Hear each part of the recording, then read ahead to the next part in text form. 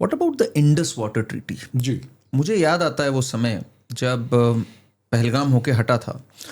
हम लोग टीवी पे और सब जगह पे बात कर रहे थे कि one of the pressure points can be कि भाई पानी हम कंट्रोल कर सकते हैं, इंडस वाटर ट्रीटी है। तो तब भी कई लोग आए थे, अरे वर्ल्ड बैंक क्या कहेगा, अरे ये क्या कहेगा, बट हमने करा फाइनली, उसको अबेयंस में डाला।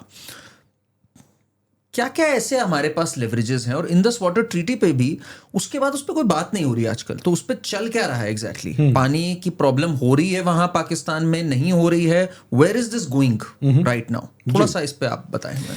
जी, जो इंडस वाटर ट्रीटी है वो लगभग 1960 के आसपास बना था, भारत और पाकिस्तान के बीच में। वर्ल्ड बैंक ने उसको ब्रोकर किया था और हमने 80% लगभग ये जो पानी है पाकिस्तान को दे दिया। क्यों ऐसा किया?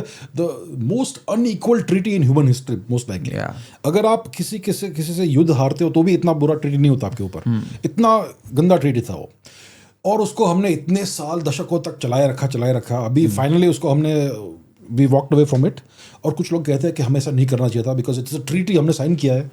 अरे भैया, many nations have walked away from treaties that are not beneficial for them. Obviously US ने ईरान के साथ जो JCPOA किया था, जो joint comprehensive plan of action, the Iran nuclear deal, the US unilaterally walked away from it.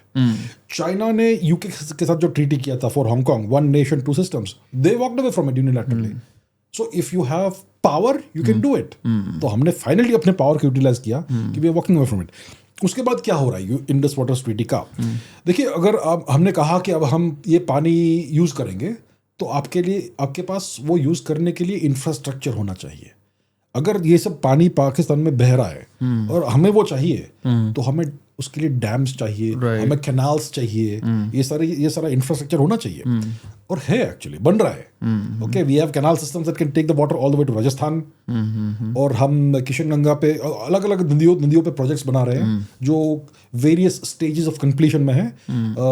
3-4 साल में mostly सब हो जाएंगे। तो अभी एग्जैक्टली हमने क्या किया है और कितना पानी पाकिस्तान पहुंच रहा है, हमने कई रिपोर्ट देखे थे कुछ समय तक सोशल मीडिया में कि पाकिस्तान में झेलम पूरी ड्राई हो गई है एंड सो ऑन। तो डेफिनेटली कुछ ना कुछ हम कर रहे हैं। एग्जैक्टली क्या स्टेटस है मुझे भी पता नहीं है कि आज के दिन इस समय हमने क्या वो बंद करके रखा है या नहीं करके रखा है, आई एम नॉट श्योर।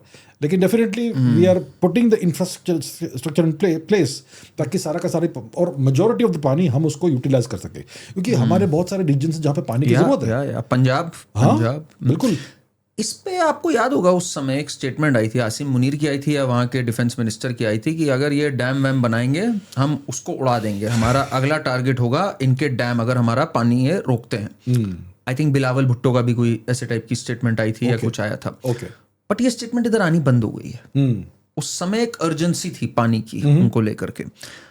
कुछ ऐसे टाइप का अगर हम बनाते हैं इंफ्रास्ट्रक्चर, क्या कोई इंफ्रास्ट्रक्चर पे भी अटैक हो सकता है पॉसिबली पाकिस्तान द्वारा?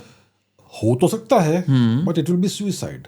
अगर आप डैम को अटैक करते हो और बहुत बड़ा फ्लडिंग का सिचुएशन करते हो जिसमें बहुत सारी जानें जाएंगी, that is a clear act of war. अगर कोई देश दूसरे देश का डैम उड़ाता है, that is war. Simple, we can wipe the country out for that.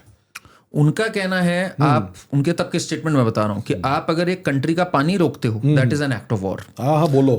तो बोलने का तो वही मैं कह रहा हूँ कि कोई, बट मेरा ये कहना है if Pakistan crosses a line now, India comes up with an operation even bigger than operation Sindoor, मान लीजिए, क्या होगी ऐसे में भूमिका यूएस वगैरह की? वो रोक लेंगे, फिर हमें लिमिटेड ही होगा ऑपरेशन, कैसे होगा फिर the next time? So let's say फिर से कुछ हो गया, फिर से कुछ हो गया, पाकिस्तान ने कुछ प्रोवोक किया हमें और हमने वापस मिलिट्री एक्शन शुरू किया।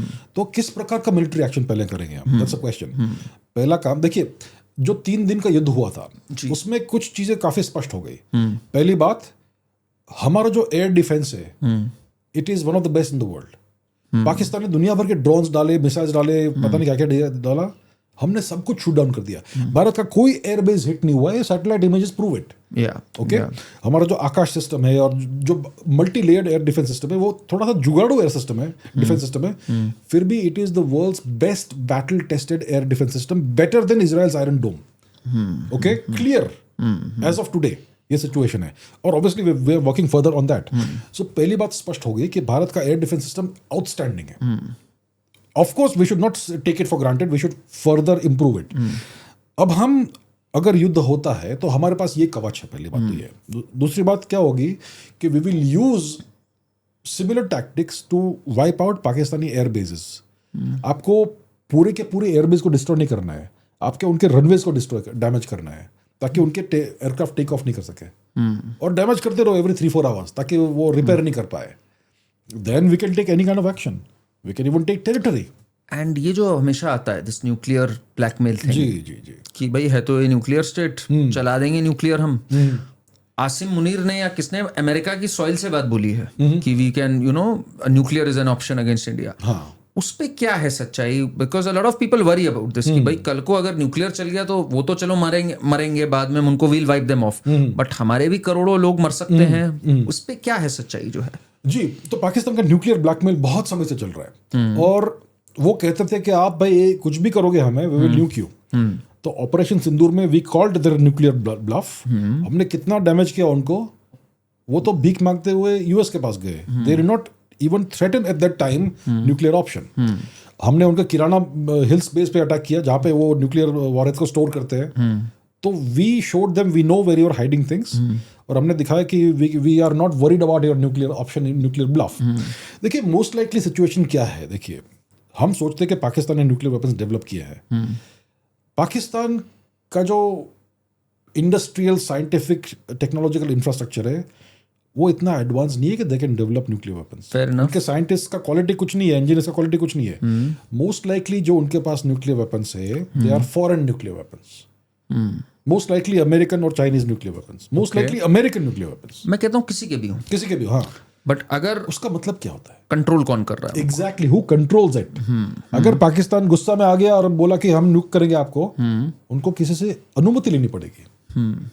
ओके, देन दैट मास्टर वो डिसाइड करेगा कि क्या हम चाहते हैं न्यूक्लियर एक्सचेंज यहाँ पे इस इंडियन सब कॉन्टिनेंट में. क्योंकि न्यूक्लियर एक्सचेंज हुआ तो एक चीज तो डेफिनेटली होनी ही है, जब पाकिस्तान वाइप आउट हो जाएगा. ऑब्वियसली भारत में पोटेंशियली कुछ डैमेज हो सकता है.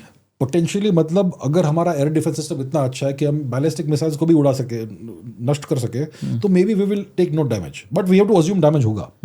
तो कितना डैमेज हमारे लिए टॉलरेबल है, that's the question. Actually no damage is tolerable. Actually no damage is tolerable. So that comes about balancing nuclear red lines, balancing and all that. मेरे हिसाब से we can do significant damage to Pakistan without crossing a nuclear threshold. Obviously, I am not as informed as the government of India और जो हमारे experts हैं. मैं यहाँ से बैठकर, बाहर से बैठकर आपको बोल रहा हूँ कि we can do significant damage to Pakistan before the nuclear option becomes a thing on the table.